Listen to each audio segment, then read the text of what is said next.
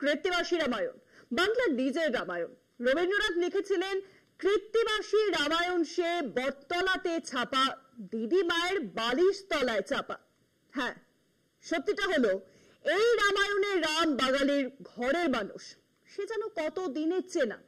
কিন্তু বিজেপি যে জয় শ্রীরাম জিগির দেয়, তলোয়ার ত্রিশূল গদা নিয়ে যে রামচন্দ্রের নামে মিছিল করে, সেই রামকে বাঙালি চেনেও না, মানেও না। সে কথা বোধহয় নরেন্দ্র মোদী নিজেও বুঝতে পেরেছেন, আর তাই দুর্গাপুরের সভায় জয় শ্রীরাম না বলে বললেন জয় মা দুর্গা, জয় মা কালী। কিন্তু আসল সত্যিটা হলো, যে জয় শ্রীরাম ধুয়ো তুলে বিজেপি ভারতের বহু রাজ্যেই ভোট হাসিল করেছে, বাংলায় সেই কায়দা একেবারেই কিন্তু কাজ করছে না। আর তাই সন্ত্রাসের রাস্তা বেছে নিয়েছে বিজেপি। একের পর এক বিজেপি শাসিত রাজ্যে হেনস্থা করা হচ্ছে বাঙালিকে, অপমান করা হচ্ছে বাংলা ভাষার। বাংলায় কথা বললেই তাকে দাগিয়ে দেওয়া হচ্ছে বাংলাদেশি বলে, ঠুকিয়ে দেওয়া হচ্ছে জেলে। এরই প্রতিবাদে সর্বাত্মক আন্দোলনের ডাক দিয়েছেন তৃণমূল নেত্রী মমতা বন্দ্যোপাধ্যায়। মমতার দাবি, এ এক নতুন ভাষা আন্দোলন। এই আন্দোলনে সামিল হওয়ার জন্য দলের নেতা কর্মীদের নির্দেশ দিয়েছেন নেত্রী। পাশাপাশি বাঙালি পরিযায়ী শ্রমিকদের নিয়ে আলোচনার জন্য 8ই আগস্ট থেকে বিশেষ অধিবেশন হবে বিধানসভায়। বাংলা ভাষা ও বাঙালিদের উপর বিজেপির বিদ্বেষ ক্রমশই স্পষ্ট হচ্ছে। বিজেপি শাসিত রাজ্যে বাঙালিদের দাগিয়ে দেওয়া হচ্ছে বাংলাদেশি হিসেবে। এর প্রতিবাদে বাংলার মুখ্যমন্ত্রী মমতা বন্দ্যোপাধ্যায় আপসহীন আন্দোলনের ডাক দিয়েছেন। এই আন্দোলন একদিকে যেমন বিধানসভার ভিতরে হবে, তেমনই তা চলবে বাংলার পথে প্রান্তরে।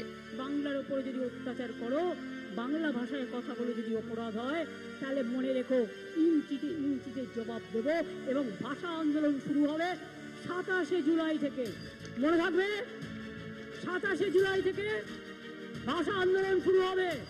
বাংলাভাষী পরিযায়ী শ্রমিকদের উপরে দেশের একাধিক রাজ্যের যে নিগ্রহের অভিযোগ, তা নিয়ে আলোচনা করতে রাজ্য বিধানসভার বিশেষ অধিবেশন ডাকা হচ্ছে। জানা গিয়েছে, আগামী 8ই আগস্ট থেকে 21শে আগস্ট পর্যন্ত বিধানসভার ওই বিশেষ অধিবেশন চলবে। অন্যদিকে বীরভূমের লালমাটি থেকে বাংলার বিরুদ্ধে বিজেপির দমন নীতির প্রতিবাদে আন্দোলনে নামছেন স্বয়ং মমতা বন্দ্যোপাধ্যায়।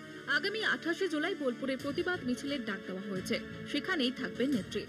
21শে জুলাইয়ের সভায় মমতা বন্দ্যোপাধ্যায় স্পষ্ট জানিয়েছেন, কোন রকমের আত্মতুষ্টি নয়, ভোটযুদ্ধের জন্য জোরদার প্রস্তুতি নিতে হবে।